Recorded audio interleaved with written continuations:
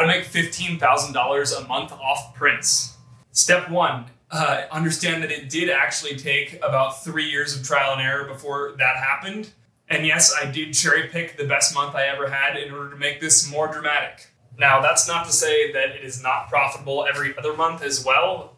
For instance, now there's a lot of ways that you can actually make prints like Etsy or the Print Space. Pretty early on, I decided that I wanted to keep all of my printing and shipping in-house because it just gives you better quality control at the end of the day with the added benefit of actually being able to sign your prints. So I went out and I bought this sexy plastic piece of shit for the low cost of one arm and one leg.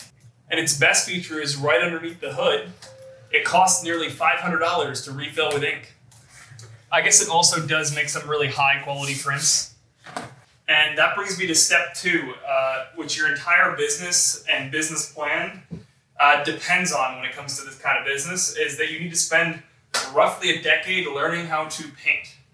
Step 3, climb through the depths of the Instagram and TikTok algorithm, selling your soul with trending audios and bad music until you find your audience. Bonus points if you realize that YouTube is where it's at and you can actually provide value. All right, now that we have all the hard stuff out of the way, it is time to make a good painting. Or at least a painting that you hope is good. That means it's time to actually turn this painting into a print. The best thing you can use here is a scanner. Unfortunately, I don't own a scanner because in order to scan things at a high enough quality at a large enough size, they're pretty fucking expensive.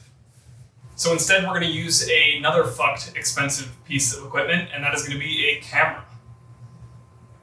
Unfortunately, the camera's over there, so this is going to have to do. All right, now we need to photograph our artwork without glare. And spoiler alert, nothing is ever free or easy. All right, so you have a bit of a shopping list. You want to go out and you want to pick up a polarizing filter and a sheet of polarizing film, which is the same exact thing as a pair of sunglasses. I accidentally kept saying ND filter instead of polarizing filter, so be prepared for some aggressive voiceover cuts, because I'm not re-recording all of that. Now you're just going to tape polarizing filter over all of your lights that are facing your painting. All right, we're on iPhone mode to explain this, but if we have this light over here covered with polarizing filter along with all of those lights over here, and then I have this board blocking out this light that is unfiltered through an ND filter, and then when I take this and I put it over the lens, and watch when I twist this, and the glare goes bye-bye. Now that we are here, we're gonna put this onto the camera and screw it onto the lens. And when you put a dark film in front of the lens, you're gonna end up darkening the entire image. And I think a lot of people's first impression would be to bump the exposure. Unfortunately, that is going to make it so that the file size is smaller and also gonna start to add grain to your image, and we don't want that, especially for prints. We're gonna put it at 100, open up the aperture as low as we can, and then if your image is still too dark, it's still pretty dark here, I'm actually going to bring down the shutter speed, and then we will go over here and we will change thing to a timer so that we don't add any shake to the camera when we press the button. And then you should be able to just focus it, make sure the glare is gone, make sure this is turned in the right direction. So there's some glare, and then goodbye glare. And then we just take our photo. Then you should be able to just twist the ND filter and watch the glare disappear. Now I was still getting a little bit of glare in my final image, so I added this sheet behind my camera to block any light that wasn't filtered. Now if you do everything right, you're gonna end up with images that look like this. Once you get your image loaded into Lightroom, the first thing I like to do is I like to scroll all the way down to optics and then enable lens corrections, and that's just gonna get rid of some of that warp that your lens will typically have. And then you'll probably notice that your image isn't perfectly square, and that is a problem for prints as well. So I like to go over to the crop section, and then there's this thing called the guided upright, which is pretty much just gonna make the parallels parallel each other and then warp it so it's perfect. So I know that I want this line and this bottom line to be parallel, and when you do that, it should line those up. And then same thing with the sides here. I know I want this line and this line to be parallel and vertical.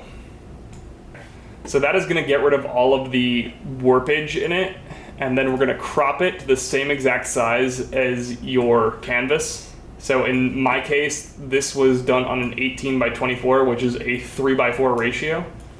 And this is the final image that we came up with.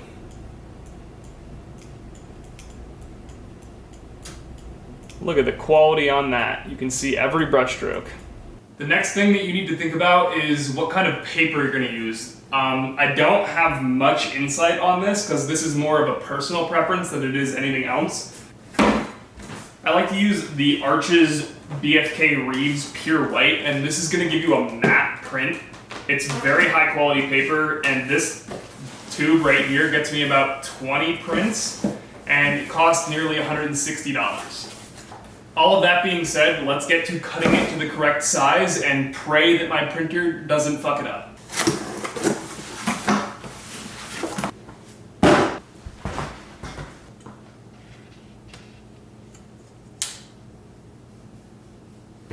Now let's break out my handy dandy paper cutter.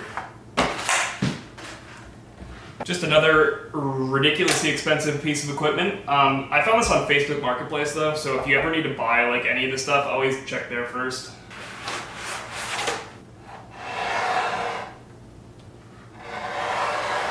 For ease of time, I like to line this up with the previous slice of paper, and then I just measure off this one.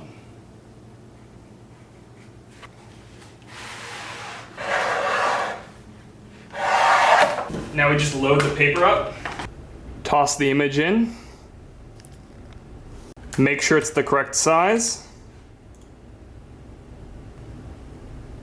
print away. Personally, since this paper is so thick, I like to sit here and make sure it feeds properly so that way it doesn't waste $12 worth of paper, which it will probably do either way. I have a love-hate relationship with this thing. Make sure it goes in straight. What are you doing? Oh.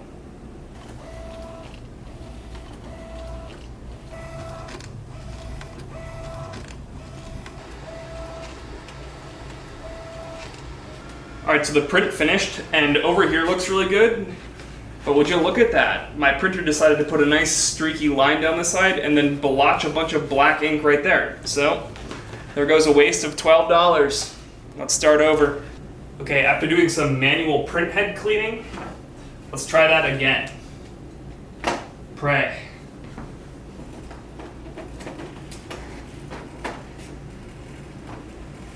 Moment of truth. Let's go. All right, here's the side by side. And there's only one more thing to do, and that is that I'm having a Black Friday deal. So if you would like a print, or you would just like to support me in any way, you can hop over to my website, and I'm gonna have all prints up for $50. I think I have 8 of them up right now. Might be more soon, but I hope that was helpful, and I hope that gives you a little bit of insight into how artists make money through prints. Also, before the end of the video, I will have links to everything that I used in the description. It will be an affiliate link if I can figure out how to do that.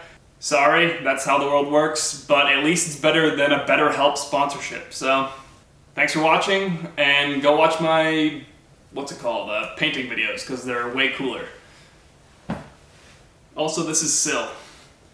I found her in an attic. I have a video of that too, actually, now that I'm thinking about it. She's awesome. And she needs food, so buy prints.